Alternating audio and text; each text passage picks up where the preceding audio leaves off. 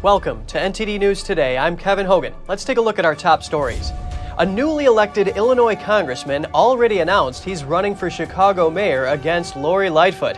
And a bad score for Republicans in New England. The GOP lost almost all of its races in the Northeast. Republicans at risk of losing control of the Pennsylvania State House. Majority in the chamber will remain undecided until at least next week. The Biden administration appealing a court decision to strike down the student loan forgiveness plan. Why did the judge rule against it? In New York, two things haven't changed: the governor and high crime rates in the Big Apple. The masses and Wall Street bigwigs alike are asking her to tackle crime. We hear from a retired lieutenant on what might happen if this goes unaddressed.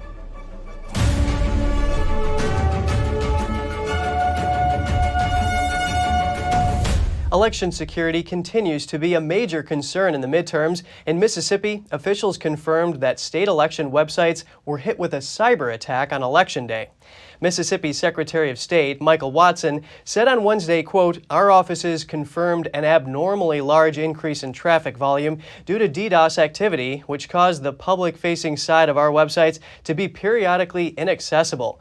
At this time, we do not have confirmation as to where the DDoS activity originated, and more evidence would be required to attribute to any person or group." When voters logged on to the Secretary of State's website to find voting locations and other information on Tuesday, the page said, "This site can't be reached." Watson added that his office can, quote, "confidently say our election system was not compromised." The midterm elections also decided control of the state legislatures. In Pennsylvania, Republicans are at risk of losing control over the state House. Here's more on the balance of power in Pennsylvania. The balance of political power in Pennsylvania is on the brink. In the November elections, Republicans lost 12 seats in the state House and could lose more. Control of the chamber will remain undecided until at least next week because results in two races are too close to call. In District 142 in Bucs County, Democratic candidate Mark Maffa and Republican candidate Joe Hogan are separated by just 2 votes. Neither candidate is an incumbent. This is a new district due to redistricting. And in District 151 in Montgomery County, Republican incumbent William Todd Stevens leads Democrat Melissa Serrato by just 26 votes. In Pennsylvania, there are 203 state House seats. Based on election results so far, there will be 101 Republicans and 100 Democrats, plus those 2 undetermined races. The counties have until Tuesday, November 15th to accept outstanding ballots. And Pennsylvania has until Monday, November 28th to certify the election. The Pennsylvania House and Senate have been solidly Republican-controlled since 2011. While Pennsylvania's Senate remains Republican, the House is close to flipping to Democrat control. That would mean incoming Democratic Governor Josh Shapiro could have a smoother ride to advance his agenda. New England Republicans lost almost all of the races they were part of. In Illinois, shortly after the election, a newly elected congressman announced he's running for mayor of Chicago next year. Here's an election update. In the New England region, none of the 20 Republicans looking for a seat in Washington won their races. Only 2 Republican governors pulled off a win out of the 6 New England states. New Hampshire State Representative Melissa Blasick told the Epoch Times that abortion turned out to be the #1 issue by a mile, even though the polls said it wasn't. She, like others, say they saw an uptick in a drive by Democrats for new voter registration based on the Dobbs decision. Blasick also attributes the GOP loss in New England to infighting within the Republican Party. In New Hampshire's U.S. Senate race, Republican Don Bolduc lost to Democrat Maggie Hassan. Some say Bolduc caused trouble within the party when he said he wouldn't support Mitch McConnell as Republican leader in the Senate. Former President Trump has another take on Bolduc's loss. Don Bolduc was a very nice guy, but he lost tonight when he disavowed, after his big primary win, his long-standing stance on election fraud in the 2020 presidential primary. Had he stayed strong and true, he would have won easily. Lessons learned. The final hope for Republicans in New England comes from a tight race in Maine between incumbent Jared Golden and conservative challenger Bruce Poliquin. The U.S. House race is slated to be decided next week by ranked choice voting. Fair Vote told the Epoch Times that ranked choice voting gives voters more freedom over their voting and allows them to vote on their honest preferences instead of voting strategically. Golden is currently on top with around 48% of the vote. Poliquin has around 45%. And in Illinois, just days after securing a win in his re-election bid to Congress, Representative Jesus Garcia has announced that he will be running for mayor of Chicago. He posted this campaign video before formally announcing his run. Chicagoans are calling out for help. From crime to unemployment to affordable housing, there is so much uncertainty ahead. Garcia has been involved in Chicago and Illinois politics since the 1980s. By announcing his candidacy for mayor in the 2023 election, Garcia will be competing against incumbent Democrat Lori Lightfoot. The balance of power in the U.S. Senate could come down to Georgia. That's if each party secures an undecided seat in Nevada and Arizona. Georgia's candidates will need to keep campaigning to maintain their momentum. The runoff election will be held December 6th. NTD's Jeremy Sandberg has more from both candidates' campaign events yesterday. The stakes in this race could not be higher. Senator Ted Cruz joined Georgia's GOP nominee for U.S. Senate Herschel Walker at a rally in Canton on Tuesday. They knew the media would lie about him. They knew they would attack his family. They knew they would demonize him. And he stood up and said, I don't care. I will answer the call. I will stand and fight for the people of Georgia. Herschel Walker! Walker warned Georgians of the risks of complacency, emphasizing the high stakes of the runoff. Because if we sit on the sideline, we will not recognize this country again. They want to change everything about this country. They want to change it. And I said, right now, we got the B team in. We got the B team in. It's time to put the A team in. He reminded his supporters to get out and vote in December's decisive election. Tell your friends to get out and vote. This is the most important election of your lifetime. It's coming December the 6th. Raphael Warnock. Meanwhile, incumbent Democratic Senator Raphael Warnock rallied his troops in Atlanta. We know how to win a runoff. Now, that doesn't mean it's going to be easy. And they're going to throw every dollar at us that they can. Georgia's U.S. Senate race has been one of the most expensive in the nation, but Warnock has largely outspent his opponent. The Federal Election Commission says Warnock raised over $123 million this election cycle through October 19th, while Walker has raised around $38 million. Warnock told his supporters that the very future of America was at stake in the election and urged them to vote. Let's win this thing one more time. Let's build a Georgia that embraces all of our children. Let's get it done. If the parties split the Senate races in Arizona and Nevada, Georgia's runoff election will determine control of the Senate. Jeremy Sandberg, NTD News. 3 days after Americans went to the polls, the political world still remains in a state of nervous apprehension. With the nation's gaze on two western states, Nevada and Arizona, here are the latest numbers. In the Nevada Senate race, Republican Adam Laxalt leads Senator Catherine Cortez Masto by about 1%. In the Arizona Senate race, Senator Mark Kelly leads Republican Blake Masters by just over 5%. Meanwhile, in Arizona's race for governor, Democrat Katie Hobbs is still holding on to a 1% lead over Republican Kari Lake. And in the Nevada governor's race, Republican Joe Lombardo leads Governor Steve Sisolak by about 3 points. Arizona election officials have told the media that their ballot counting might be delayed until next week. NTD's Daniel Monahan has more. But I'm here to tell you the goalposts have changed. In Maricopa County, Arizona, officials initially said the votes would be counted by Friday. But heavy turnout amid voter enthusiasm has caused delays. We had 290,000 mail-in ballots dropped off at our vote centers on Election Day. Board of Supervisors Chairman Bill Gates says that drop-off broke the previous record by 70%, and counting them all up could now take until next week. According to gubernatorial candidate Kari Lake, there is a reason for that record-shattering in-person drop-off. That is what's going on. People are so distrustful of our elections that they wanted to hand-deliver their mail-in ballot, and when they did that, we overwhelmed the system. The fate of the Senate rests with a trio of fiercely contested states. Either party can win a majority by sweeping the races in Nevada and Arizona. If those races don't deliver a majority, Senate control will be decided in a runoff election in Georgia for the second time in 2 years. The high handover of ballots is one thing, but there are still other issues that can prevent timely counting. Additionally, there are 15,000 ballots that are currently in curing status. Curing means to fix ballots with a non-matching signature or no signature. This is done by contacting the person via phone, text, or email to make sure they actually sent or dropped off the ballot. Meanwhile, as the counting continues, Arizonans are waiting to learn who will lead them through the challenges that lie ahead. One such challenge is the scourge of fentanyl, which is wreaking havoc across America with unprecedented overdose numbers.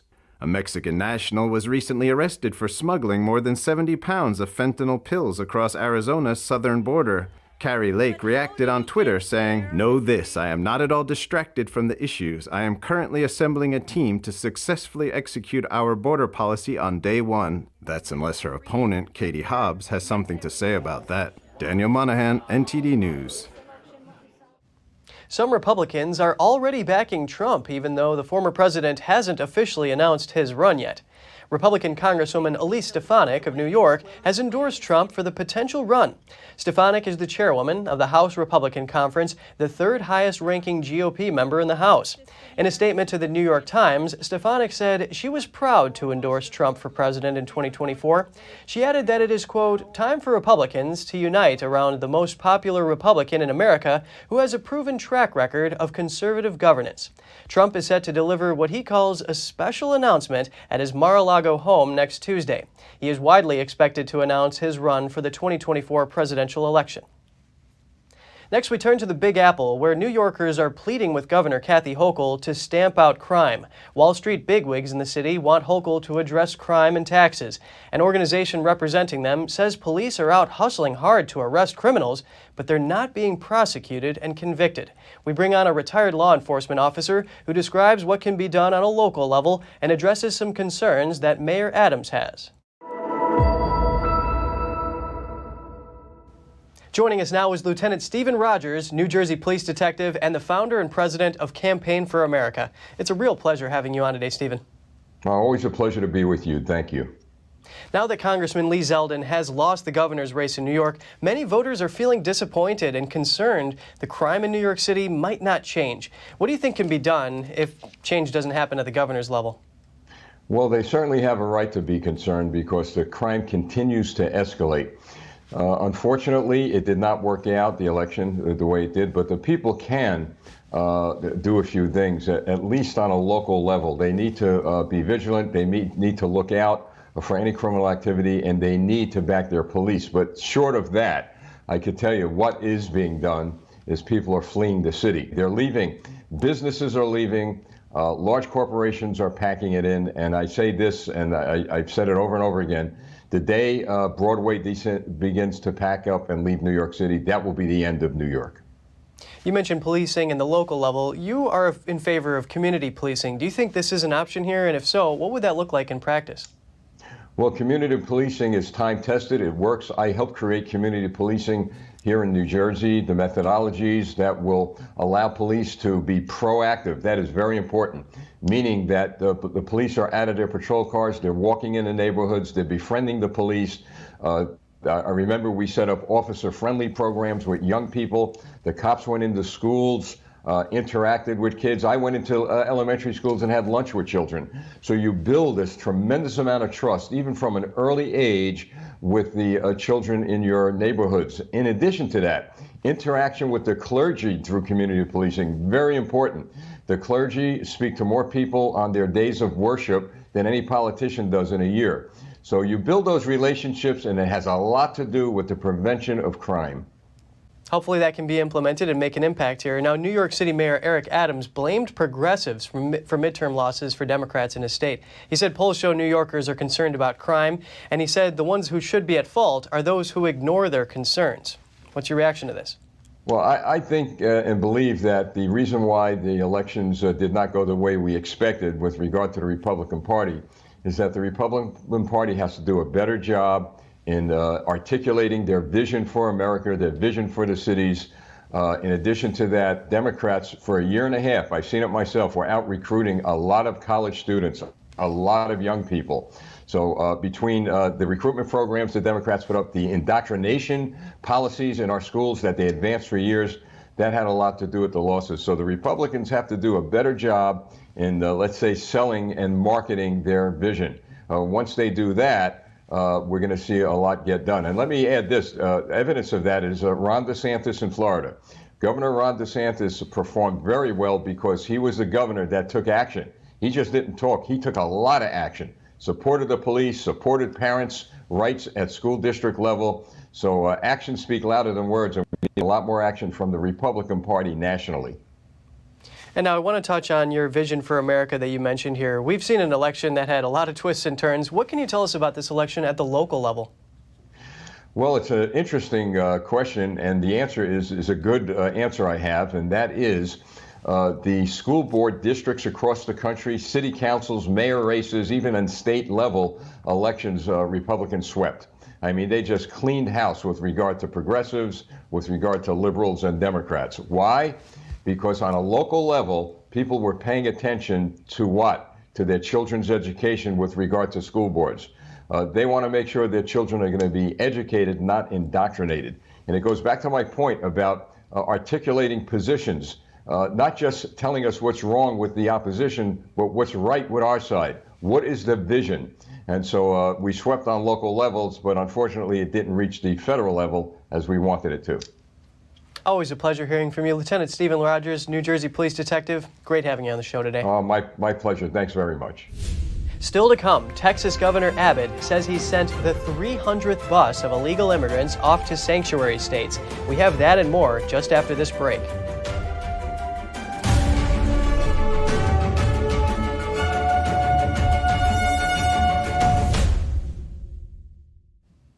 The crypto market industry suffers another loss. Friday, the cryptocurrency exchange FTX announced it is filing for bankruptcy. Company officials issued a statement on Twitter saying its founder has resigned. FTX fell to pieces this week after a 3-day binge on deposits. That happened after FTX rival Binance posted numerous tweets over the weekend that questioned the strength of FTX. This is the largest bankruptcy filing the crypto world has seen this year. In addition to the financial woes, FTX is also being targeted for investigations by New York federal prosecutors and the Securities and Exchange Commission. And trouble for President Biden's student debt cancellation plan. A federal judge in Texas has struck it down, calling it unconstitutional. But the Biden administration isn't giving up. NTD's Jessica Beatty has the story. The Biden administration is appealing a judge's decision to strike down the student loan forgiveness plan. The White House press secretary said the administration strongly disagrees with the ruling. She said the Education Department will hold on to all the applications so they can be processed once the administration wins in court. Her statement came hours after federal court struck down Biden's student loan handout plan Thursday. The judge in Texas declared it illegal, saying it's something Congress has authority over, not the president. The judge said in this country, we're not ruled by an all-powerful executive with a pen and a phone. It's fundamental to the survival of our republic that the separation of powers as outlined in our Constitution be preserved. The decision is in response to a lawsuit filed by the Job Creators Network Foundation on behalf of 2 borrowers. The borrowers claim they were harmed by Biden's executive overreach. They allege the administration was supposed to seek the public's input on the program before launching it. But the White House argues its plan is legal under the HEROES Act. It says the act grants the Department of Education authority to cancel so much debt because of the pandemic. The judge disagreed. Biden's plan aims to cancel up to $20,000 in student loan debt for certain borrowers. The Congressional Budget Office estimates the plan could cost more than $400 billion over the next 30 years. Biden's team says the plan helps bring relief to struggling Americans. But Republicans and other experts fear it could raise the national debt and put more strain on the economy. The debt cancellation plan had already been temporarily blocked by a U.S. appeals court. The White House has vowed to continue fighting. The Justice Department already announced it was appealing. Jessica Beatty, NTD News. Texas has now sent around 300 buses of illegal immigrants to predominantly Democrat-run areas of the country in an effort to deal with the influx. Governor Greg Abbott announced on Twitter the latest transportation of illegal immigrants to self-proclaimed sanctuary cities. The Republican governor wrote, quote, "As President Joe Biden does nothing, Texas will continue taking unprecedented action." Abbott's office mentioned that the state has bused thousands of illegal immigrants to Washington, D.C., New York City, and Chicago to, quote, relieve overwhelmed border communities. Democratic lawmakers have taken aim at Abbott's busing program and accuse Republicans of human trafficking the immigrants. The D.C. attorney has launched an investigation into whether Abbott and other GOP governors are misleading illegal immigrants. There is no investigation into the busing by Democrat-run El Paso. Abbott won a third term as governor of Texas on Tuesday. A judge has just ordered the release of a January 6 defendant. He had been in pretrial detention for 20 months. Ryan Nichols is accused of breaching the U.S. Capitol on January 6, 2021. The Texas man was in custody since January 18th that same year. The judge had once denied his motion for bail, saying the evidence against him was strong. The government confiscated one of Nichols' USB drives while he was in custody. Officials also admitted allowing him to use the computer for only a 2-week period at a time. The judge found that these policies made it impossible for Nichols to adequately prepare for trial. As such, he ruled to release the defendant. A hearing will be held later this month to outline the terms of his release. The city of Boston will pay over $2 million to a Christian organization for refusing to fly a Christian flag at City Hall. The legal battle that ensued in 2017 ended up going all the way to the U.S. Supreme Court. That's because the city approved 284 consecutive applications to fly flags from 2005 to 2017, but then they denied a request to hoist a Christian flag. The Supreme Court ruled the city violated the free speech rights of the applicant based on his religious views. The settlement was announced on Tuesday. It covers attorney fees and other legal costs. The city has now set up a clear regulation for flag-raising applications. A boat captain indicted for manslaughter appeared in court yesterday for a second time. The case involves the deaths of 34 people in 2019 when the captain's dive boat caught fire off the Southern California coast. A federal grand jury issued a new indictment last month alleging that Captain Jerry Boylan acted with gross negligence. The disaster aboard the Conception was one of the deadliest maritime disasters in recent U.S. history. A judge threw out the original case this September on the 3rd anniversary of the tragedy. Boylan faces 10 years in prison for a single count of misconduct or neglect as a ship officer. It's a statute colloquially known as seaman's manslaughter. It was designed to hold steamboat captains and crew responsible for maritime disasters. All 33 passengers and a crew member who were trapped in the concession bunk room below deck died. Boylan and 4 other crew members escaped. And coming up, the latest from Ukraine, where Ukrainian soldiers are after the major retreat. And could the abandoned capital still become what one official called a city of death? And Finland prepares for Russian retaliation into its bid to join NATO. But it's not just guns that worry the country. We'll have the details soon when we return.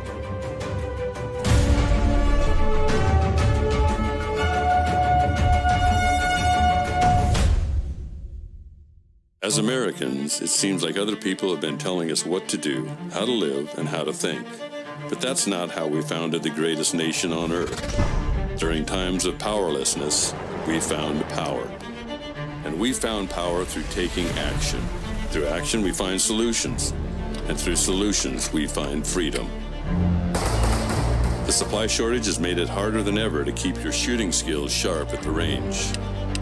Introducing Strikeman, a laser firearm training system that allows you to practice your shooting skills at home without wasting a dime on ammo. Using our laser cartridge, target, phone mount, and award-winning phone app, become a proficient shooter in under 2 weeks. Create training templates with firearm drills, and get live feedback with progress tracking on your shot accuracy and shot times. Beat personal records and compete with friends and family to crown the best shooter in the group. Put the power back in your hands with Strikeman.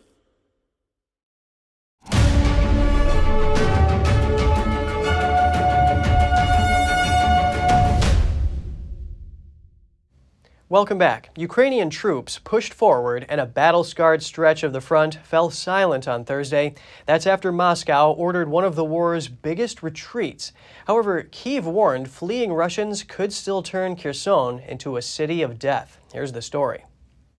This video, aired on state television, shows soldiers in a square in the village of Sniorivka, about 35 miles north of Kherson city, greeted by residents with the Ukrainian flag fluttering. Moscow ordered its troops on Wednesday to withdraw from the entire Russian-held pocket on the west bank of the Dnipro River. That includes Kherson city, the only regional capital Russia has captured in 9 months of war. Mikhail Podolyak, an advisor to President Volodymyr Zelensky, warned Russia planned to mine everything from apartments to sewers and to shell Kherson from the other side of the river, turning it into a city of death. Close to Sniorivka, in this hamlet on the front line, the guns fell silent for the first time since Moscow invaded Ukraine in February, suggesting the Russians slipped out before Ukrainian troops moved in. Russia's retreat order is one of the most humiliating defeats Moscow has suffered so far, coming just over a month after President Vladimir Putin proclaimed the annexation of Kherson and 3 other regions. State media and pro-Kremlin hawks defend it as necessary while acknowledging a heavy blow. Army Chief Valery Zaluzhny said Kyiv couldn't yet confirm the Russian pullout. Kyiv is usually silent about its own military operations.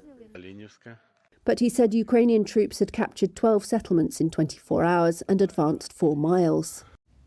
38 pro-Russian soldiers were buried in a cemetery in Russian-controlled Luhansk. A funeral ritual this week saw their remains laid to rest. The fallen soldiers fought for the militia of the self-proclaimed Luhansk People's Republic. Attending the ceremony were local officials along with members of the Young Army Cadets National Movement, a Kremlin-backed youth group. An official said the names of the soldiers were still unknown, but they were working to identify each of them. She said their bodies were collected after a swap between Ukrainian, Russian, and local pro-Russian forces. Luhansk is an industrial city in eastern Ukraine located in the Donbas region. It's one of 4 areas that Russia has declared officially part of its territory. Kyiv and the West have denounced Russia's claims as illegal, and Moscow is yet to control fully any of the 4 Ukrainian territories. It could be a tough winter for many grain farmers in Ukraine, given the wartime costs and difficulty exporting.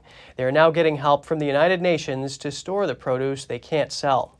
The UN Food and Agriculture Organization has bought more than 30,000 giant grain sleeves. They will soon arrive at nearly 1,500 farms across Ukraine.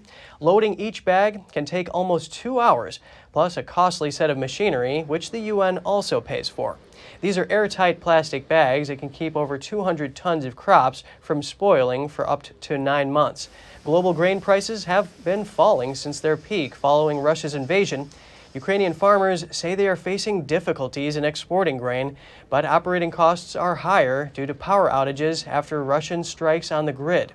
Some farmers say they plan to store their crops over the winter until prices rise. The dream will never die. That's what the makers of the world's largest commercial plane tweeted when it was destroyed during Russia's invasion of Ukraine. And now the company says it's bringing the plane back to life. The company tweeted that the design work is already in the process. The company says it will take about $3 billion and 5 years to build the Mriya, which means dream in Ukrainian.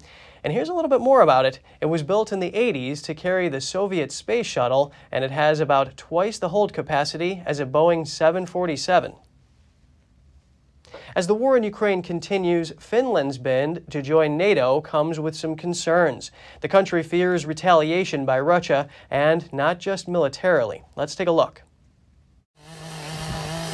On a rainy day in Helsinki, the Finnish army is building a bunker. As Finland continues its bid to join NATO, and as the Ukraine war drags on, the country has been further fortifying its border with Russia. There's growing fear of retaliation from Moscow. Major Petteri Vatanen is supervising this operation.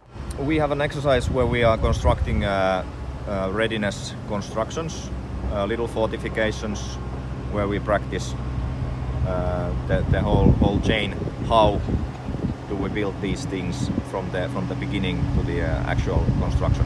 This is, if I use the word really strong, It lasts direct hit from artillery or nearby hit from missiles or shots. So it lasts tens of kilos of explosives. They are really robust. This isn't just about fears of a military incursion, though. Finland's NATO bid has caused it to fear that retaliation could come in the form of Russia sending a flood of migrants to the border with the goal of destabilizing the country, similar to the crisis on the border between Poland and Belarus last year. In the coming months, Finland's government is expected to authorize its border guard to construct new fencing along over 150 miles of its 800-mile border with Russia. They expect it will take 3 or 4 years to complete. Residents on an idyllic Danish island in the Baltic Sea feel the war between Russia and Ukraine creeping closer after the gas leaks in the Nord Stream pipelines. The island is Denmark's most eastern point and has strategic importance not only for the country, but also for NATO. Bornholm is a Danish island on the Baltic Sea with a population of about 40,000. It sits at a strategically important location between Denmark's capital, Copenhagen, and the Russian city of Kaliningrad. When the Nord Stream gas pipelines ruptured near the island in September, residents felt the Ukraine war inching even closer. And, after Russia entered Ukraine, attacked Ukraine, also we here on Bornholm have become more aware that things have changed. As you might know, Bornholm is situated in the middle of the Baltic Sea, at the entrance basically, and we are a corkscrew entering the Baltic Sea, and therefore we have a strategic importance for not only Denmark but also NATO. So yeah, things have most definitely changed. The Home Guard is a volunteer branch of the Danish military. Since the Ukraine war, there have been more volunteers to the Guard. Training has refocused nearly exclusively on military drills. We are situated with a lot of water around us, so we are in a vulnerable position, and we know that. Denmark's military placed 2 F-16 fighter jets on the island this year, and naval activity has increased in the area. Bornholm's mayor says dealing with security issues quickly became part of his job after he took office in January. It's a new security situation on Bornholm because of the war east of us, and Bornholm is situated the furthest east of Denmark, so we are naturally a place of attention in these days. Following the Nord Stream gas leaks, Sweden and Danish authorities both found that powerful explosions had been the cause. The West and Russia accuse each other of sabotage, but it still remains unclear who might be behind the detonations. Since then, the Danish government has increased security around its own energy infrastructure.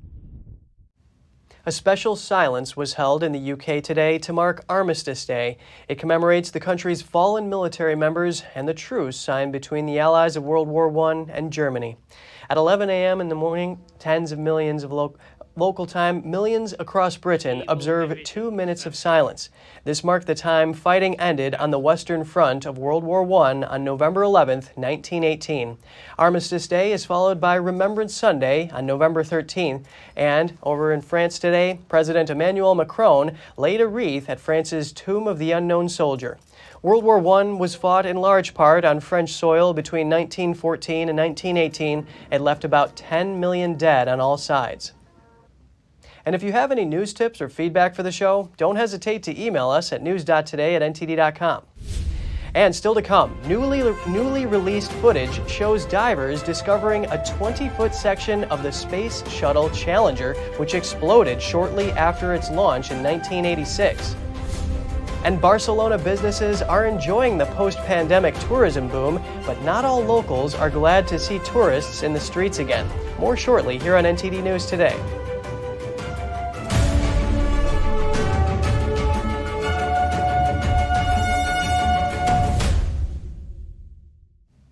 Divers from a documentary crew discovered a 20-foot section of the exploded Space Shuttle Challenger on the ocean floor. The divers were looking for the wreckage of a World War II aircraft off the coast of Florida. Footage recorded in May showed the divers finding the section of the 1986 shuttle and removing sand from it. The divers contacted NASA after spotting the large, clearly modern object mostly covered in sand, bearing the shuttle's distinctive tiles. The find marks the first time in 25 years that a piece of the Challenger has been located. It remains one of the worst disasters in the history of the U.S. space program. A semi-desert region in South Africa is the future home of a station that will help track NASA missions to the moon. Ground was broken at the location on Tuesday. Located about 130 miles from Cape Town, the site will soon be a key part of NASA's history-making return to the moon and beyond. It will include a 3-story tall dish and will be part of a network of other ground stations in the U.S. and Australia. Its purpose will be to help improve coverage for critical mission support. The South African National Space Agency will establish, operate, and maintain the station. The site was chosen because of its proximity to key infrastructure, geographic location, and low radio interference. South Africa has made an initial investment of nearly $4 million, and the site is set to come online in 2025, the same year NASA is planning to return astronauts to the moon. The European Space Agency is training its moon-bound astronauts in a special setting, one that looks like a real lunar scene. The training took place in Spain's Lanzarote, an island known for its lunar-like volcanic landscapes. The program is part of an intensive geology training. Astronauts will test practical skills for future voyages to the moon and Mars. Other training will take place in the Italian Blätterbach Canyon and the Nördlinger Ries crater in Germany. One participating astronaut said they'll need to identify rocks on the moon while working with its scientists on Earth. If they can identify good samples, these explorations could help us understand Earth's history. A successful summer season for travelers in Barcelona wraps up, but some residents aren't happy the tourists are back. NTD's Andrew Thomas has more on attitudes toward tourism. Barcelona welcomed 8.5 million visitors in 2019. Then the pandemic brought the city's tourism industry to a halt. But by the beginning of 2022, locals had mixed feelings about reopening. For business owners, the return of tourists means the start of a long process of recovery. But for other residents, it means losing parts of the city to tourists. During July and August this year, crowds vied for a spot at Barceloneta Beach. It's obvious that because of the size of the city, it can get complicated. You see it here on the beach with so many people, and then at dusk, people start partying here, and then the restaurants. So sometimes, because of the number of inhabitants of the city, it can get complicated. According to the local council, tourism accounts for about 15% of local GDP and employs some 115,000 people. A local civil platform aims to decrease the importance of tourism for the local economy. The profits earned by mass tourism often help increase social inequality. Both the local economy and the labor market have specialized in a tourism sector that doesn't distribute the wealth it creates. The money stays in the hands of the very few, and the rest of the people end up being forced to move out of town or being exploited in their jobs. A tour guide says she hopes for a change in the city's tourist landscape. I don't like to see hooligans or drunk tourists. I don't like that kind of tourism. To see the city getting more and more dirty and less preserved. Some people may say the city looks clean, but I can see it getting a bit run down. Tourism issues have become a topic of debate for other European cities, including Venice, Prague, and London. Andrew Thomas, NTD News. Still to come, a popular Paris department store kicks off its holiday display. Find out why visitors, including even a top model, think it's extra special this year. Tokyo Disneyland kicks off the Christmas season. We'll show you what's happening at the third most visited theme park in the world. Stay tuned for more on that when we return.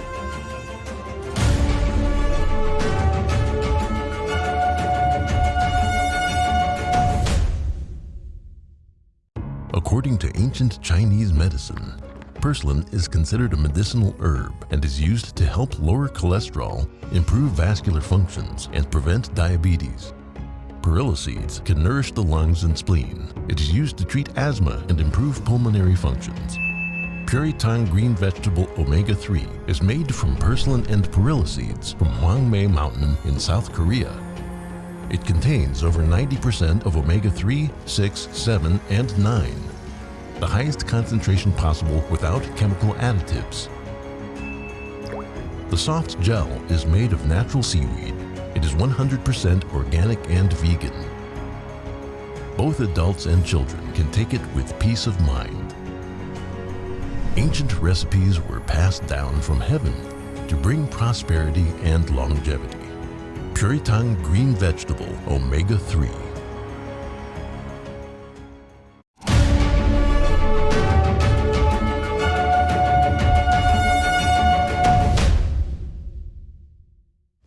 Good to have you back with us. A tunnel has been discovered beneath an Egyptian temple, and it may lead to Cleopatra's tomb. That's according to Kathleen Martinez, an archaeologist at the University of Santo Domingo. She has been searching for the lost tomb of Cleopatra for nearly 20 years. Now she believes she's made a pivotal breakthrough.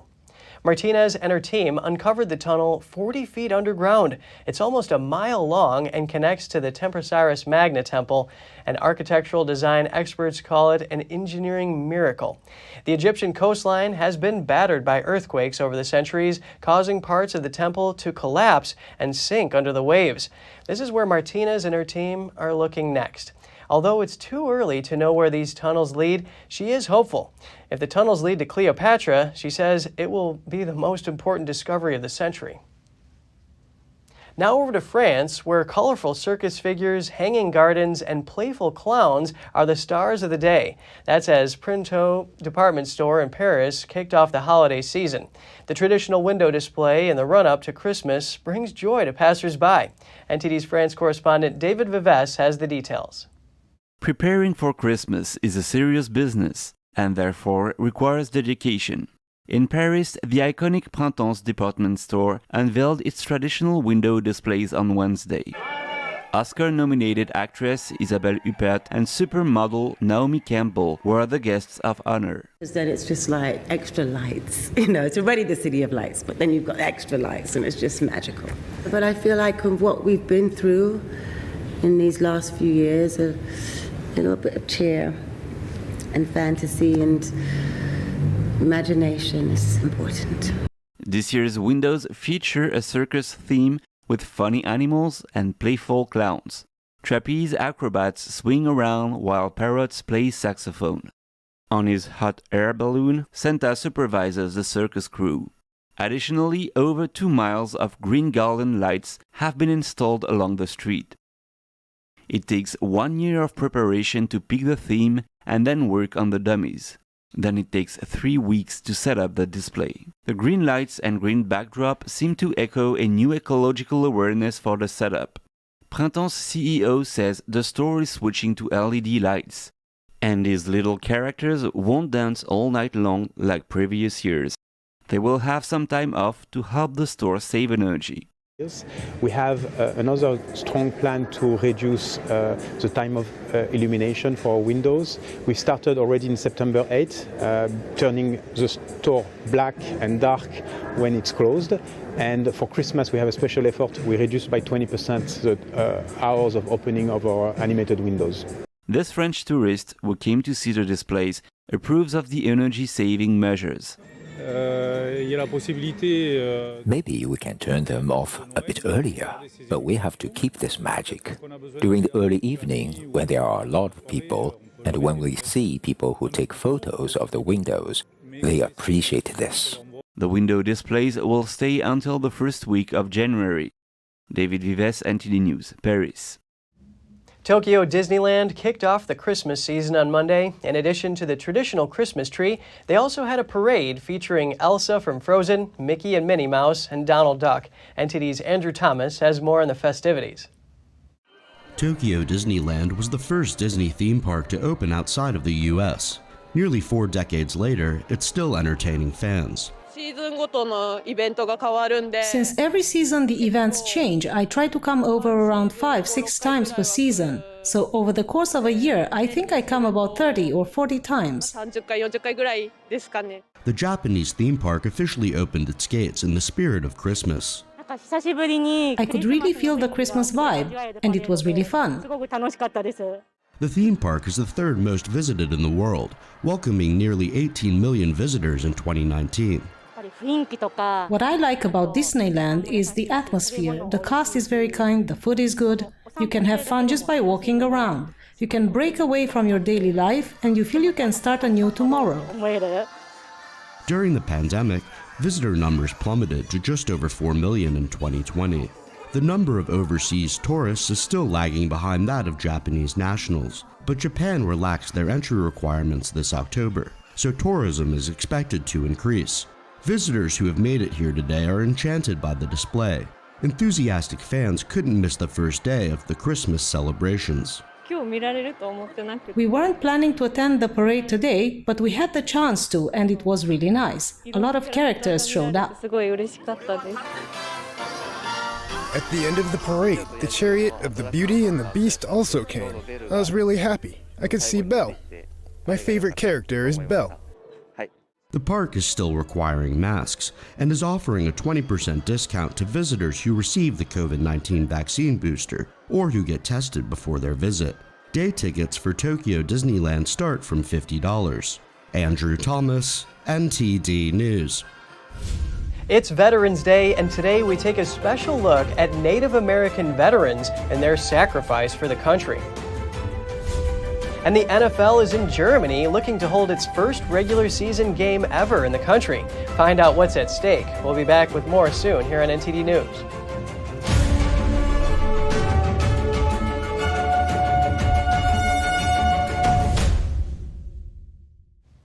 Among all minority groups in the U.S., Native Americans have reportedly served in the armed forces at the highest rate.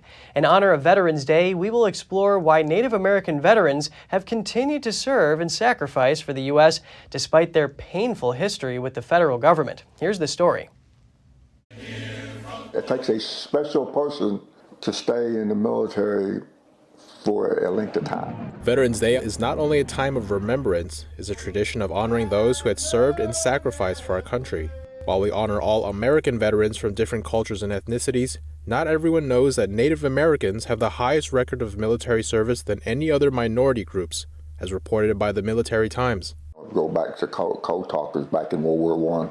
We're always part of the military. As Native American veterans, we don't get that much to talk about sometimes. Mark Hirsch is a historian at the Smithsonian's National Museum of the American Indian who co-authored the book Why We Serve, Native Americans in the United States Armed Forces. He says there's no single answer to explain why many Native Americans joined the military. Native people served in the U.S. Armed Forces for some of the same reasons that anybody served. Many of them were drafted. Others wanted to explore the world, get a job, or have a direction in life. And I wanted to join the military so I could travel and see different places. For me, it was lack of needing a job. I just wasn't ready to go to college just yet, and thought, well, what am I going to do with my life? In some cases, they were simply inspired to follow the legacy of their loved ones. I come from a military background. My brother and my cousin and my other cousin is also they're also in the military. At the time I went in 1979, my brother and my uncle was in. However, what makes Native Americans' military service so significant is the history between the tribal nations and the U.S. government. Native people were removed from their homelands. Their tribal lands were taken away. Yet, Native Americans have continued to serve for almost 2 centuries. Hirsch says they have deeply held beliefs and unique motivations for their service. For many veterans, they served because they had to uphold this ancient tribal tradition of warfare. They're being patriotic because they are warriors. The warriors are fighters, and fighters will continue to do that as we have a military strong and ready to take on any battle. And that's what we are. We are warriors. We're warriors at whatever we do. Many Native American veterans inherited a great sense of duty to protect their lands.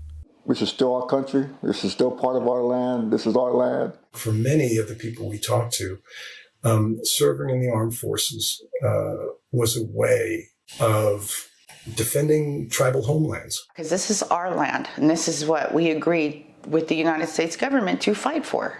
Some Native people felt like we have to serve in the armed forces because we have to honor our treaty obligations to the United States. We think about our homeland. We try to be the caretakers of our land. Hirsch says we need to not only honor the sacrifice and courage of Native American veterans, but also the choices they had made and the history they had been through. By all rights, you could say, why would anybody wear the uniform of this nation if given that very dark history? And yet Native people continued to do that without fail, volunteered in the Maine.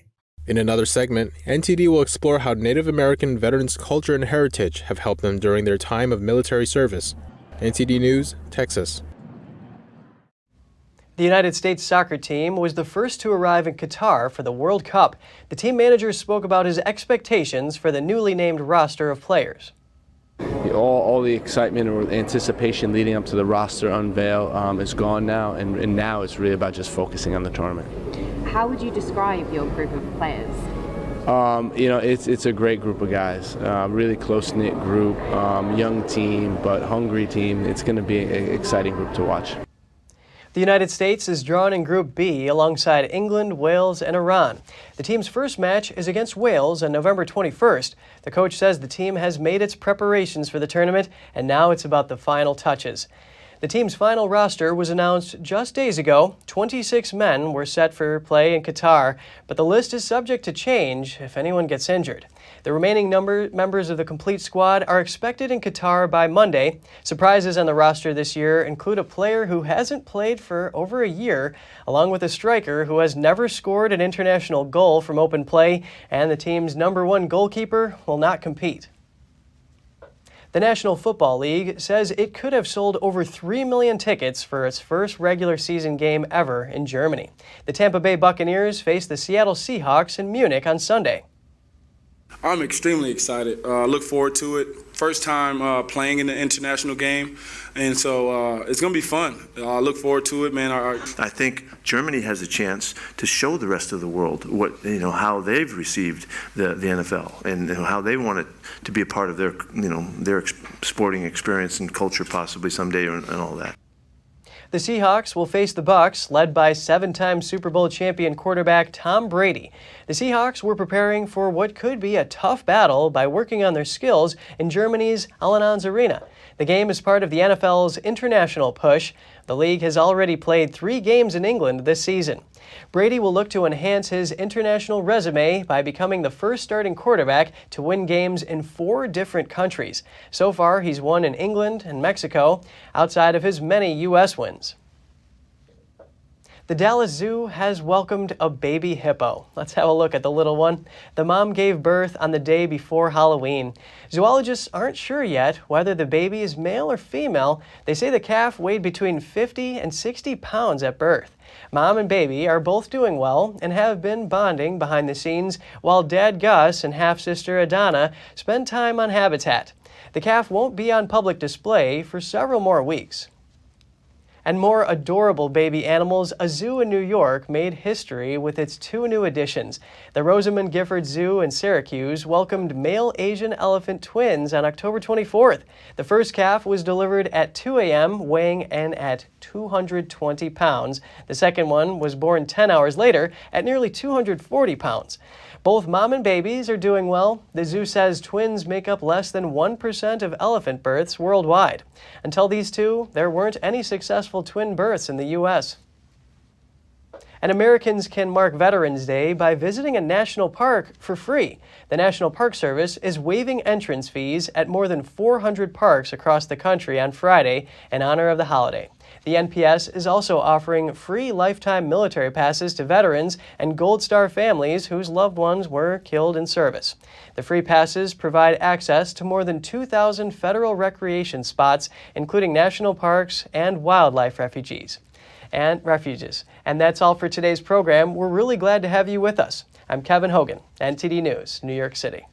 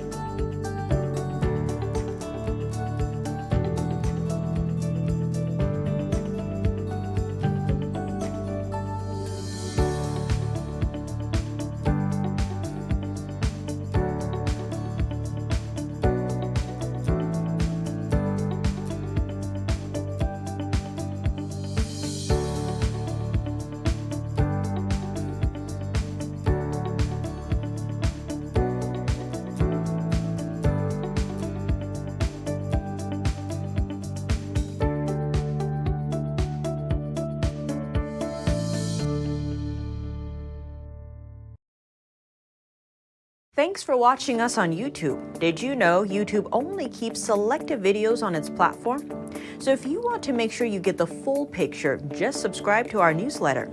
Go to newsletter.ntd.com and sign up. It's free.